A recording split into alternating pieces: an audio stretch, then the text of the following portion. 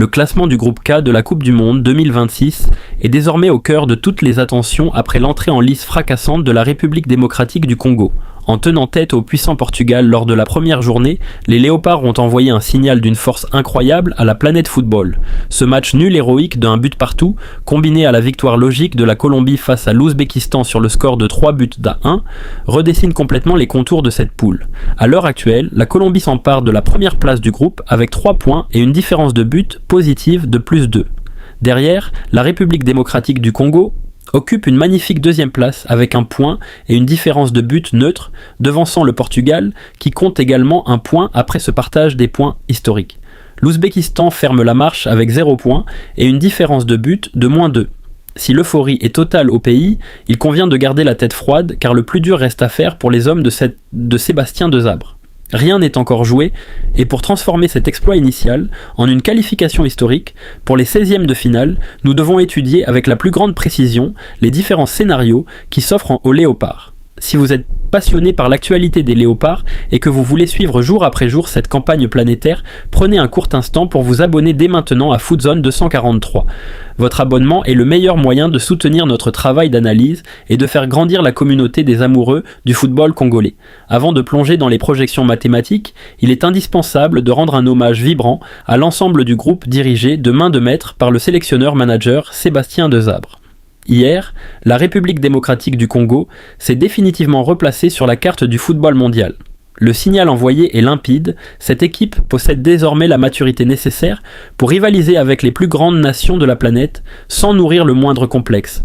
Ce résultat arraché face au Portugal n'est pas le fruit d'exploits individuels isolés, mais bien le triomphe d'un collectif soudé, d'un bloc équipe compact, où chaque joueur a couru pour son partenaire, défendant chaque centimètre de pelouse avec une abnégation totale. Pour bien appréhender les forces en présence dans ce groupe K, un coup d'œil sur le match des concurrents directs s'impose. La victoire de la Colombie face à l'Ouzbékistan a mis en lumière la puissance offensive des Sud-Américains. Les Colombiens ont débloqué la situation à la 40e minute de jeu grâce à une réalisation de Daniel Muñoz, avant que l'incontournable Luis Diaz ne corse l'addition à la 65e minute.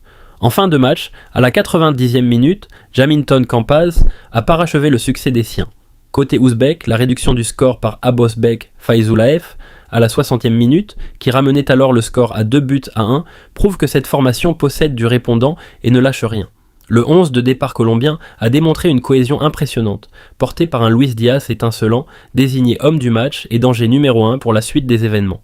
C'est précisément cette équipe de la Colombie que la République démocratique du Congo s'apprête à défier dans environ 5 jours pour le compte de la deuxième journée. Ce choc au sommet se disputera sur le sol mexicain dans la ville de Guadalajara. C'est un avantage psychologique indéniable pour nos léopards, qui connaissent parfaitement les installations et l'atmosphère de cette cité pour y avoir déjà évolué et triomphé lors du match de barrage décisif contre la Jamaïque. En analysant la prestation de la Colombie et sans pour autant minimiser leur potentiel, leur collectif n'affiche pas la même fluidité ou la même opulence de star mondiale que l'armada portugaise affrontée hier. Si la République démocratique du Congo a été capable de neutraliser le Portugal, elle a légitimement les moyens de bousculer cette équipe sud-américaine. La clé de la rencontre résidera dans le sérieux, la rigueur tactique et la concentration défensive, des vertus que les Léopards ont élevées au rang d'art lors de leur première sortie. Le niveau de la Coupe du Monde exige une application de chaque instant, car le haut niveau se joue invariablement sur des détails microscopiques. Le premier scénario, qui est sans conteste le scénario idéal pour la nation, est celui d'une victoire de la République démocratique du Congo face à la Colombie mercredi prochain. Une telle performance propulserait instantanément le Congo à la première place du groupe avec un total de 4 points. Dans cette configuration, et quel que soit le résultat de l'autre rencontre, entre le Portugal et l'Ouzbékistan, les Léopards valideraient de manière quasi automatique leur ticket pour les 16e de finale avant même de disputer la 3e journée. Ce serait une première historique pour le pays, une qualification directe qui s'affranchirait de tout calcul mathématique fastidieux. Pour réaliser ce hold-up parfait, il faudra impérativement que notre secteur offensif hausse son niveau de curseur. Lors du premier match, Cédric Bakambu a manqué de tranchant et de présence dans la zone de vérité. Face à la Colombie, il sera crucial de concrétiser les occasions franches, d'être impitoyable devant le but et de ne pas tergiverser à l'approche de la surface adverse.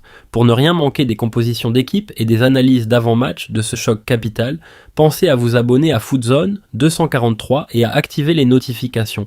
Le deuxième scénario envisageable est celui d'un match nul face à la Colombie. En partageant les points, la Colombie atteindrait le total de 4 points, se plaçant ainsi dans une position idéale pour la qualification. De son côté, si le Portugal l'emporte logiquement face à l'Ouzbékistan dans le même temps, les Lusitaniens passeraient à 4 points également. La République démocratique du Congo se retrouverait alors à la 3e place de ce groupe K avec 2 points au compteur. Ce cas de figure reporterait tout le suspense et le destin national sur l'ultime journée face à l'Ouzbékistan. Dans cette obligation de résultat, les Léopards n'auraient d'autre choix que d'aller chercher une victoire impérative contre les Ouzbeks lors du 3e match. Avec un bilan final de Microsoft de 5 points, la qualification pour les 16e de finale serait validée de haute lutte, indépendamment du résultat du choc final entre la Colombie et le Portugal. Ce chemin, bien que plus sinueux et éprouvant pour les nerfs des supporters, reste une voie tout à fait viable pour la sélection. Sur le plan des dynamiques internationales, la performance de la République démocratique du Congo face au Portugal aura un impact direct sur son positionnement mondial.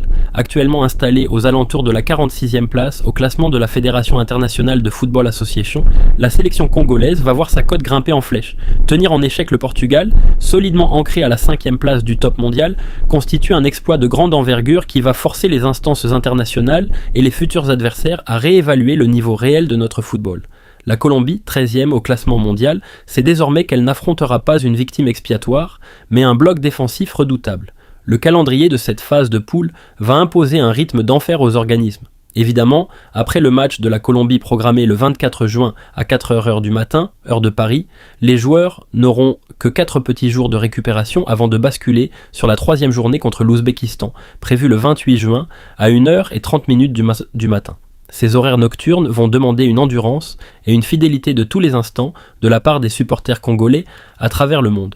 Mais l'enjeu historique en vaut largement la chandelle. Face à la Colombie, une question tactique cruciale se pose pour Sébastien Desabre. Faut-il reconduire le système en 5-3-2 qui a fait ses preuves face aux Portugais ou tenter un coup de poker plus offensif ? Si le schéma ultra-défensif a permis de contenir les assauts de Cristiano Ronaldo grâce à une solidarité de tous les instants, certains observateurs estiment que le Congo devrait oser un passage en 4-3-3 pour aller chercher activement les 3 points de la qualification. Cette option offensive comporte évidemment sa part de risque face à la vitesse de transition des Colombiens et à l'impact de Luis Diaz. Ouvrir le jeu de manière inconsidérée pourrait s'avérer dangereux face à la 13e nation mondiale. Il faudra donc trouver le juste équilibre entre l'ambition d'écrire l'histoire et la prudence élémentaire que requiert une phase finale de Coupe du Monde. La flexibilité tactique des Léopards sera notre meilleure arme et la possibilité d'aligner de vrais joueurs de couloir créatifs comme Théo Bongonda ou Yohan Wissa, le buteur historique du premier match, offre des solutions captivantes pour déstabiliser l'arrière-garde colombienne. Une autre hypothèse mérite d'être développée et étudiée avec le plus grand sérieux, celle d'une qualification en tant que meilleur 3e de groupe. Le règlement de la compétition offre en effet des repêchages pour les équipes 3e les plus performantes des différentes poules. Dans cette optique, un match nul face au Portugal, suivi d'un nouveau match nul face à la Colombie, placerait le Congo avec 2 points avant la dernière journée. Une victoire finale face à l'Ouzbékistan porterait le bilan à 5 points, assurant une place de choix. Même un scénario plus minimaliste avec 3 matchs nuls et un total de 3 points pourrait, selon les dynamiques des autres groupes, ouvrir les portes des 16e de finale. Cependant, jouer avec le feu des calculs tiers est une stratégie périlleuse. L'Ouzbékistan, bien que perçu comme l'adversaire le plus abordable de la poule sur le papier, ne doit en aucun cas être sous-estimé. Leur présence en phase finale de Coupe du Monde est la preuve de leur valeur et ils jetteront toute leur force dans la bataille pour arracher leur propre qualification. La République démocratique du Congo doit aborder chaque rencontre avec la ferme intention de l'emporter, en s'appuyant sur sa solidité défensive retrouvée et en espérant un réveil salvateur de ses attaquants de pointe, notamment Cédric Bakambu, qui possède l'expérience de ces grands rendez-vous. L'histoire récente de la Coupe du Monde nous enseigne que les grandes nations connaissent fréquemment des démarrages laborieux. En conférence de presse, le sélectionneur du Portugal a lui-même rappelé que de futurs champions du monde ont parfois trébuché lors de leur entrée en lice, citant les exemples mémorables de l'Espagne en 2010 ou de l'Argentine en 2022 face à l'Arabie Saoudite. Cette réalité montre que le groupe K est totalement ouvert et que la hiérarchie théorique des classements internationaux s'efface dès que le coup d'envoi est donné. La République démocratique du Congo a toutes ses chances en main. Ce rêve d'enfant de voir les léopards briller sur la plus grande scène planétaire est en passe de devenir une réalité tangible. Nous touchons du doigt le Graal absolu du football national.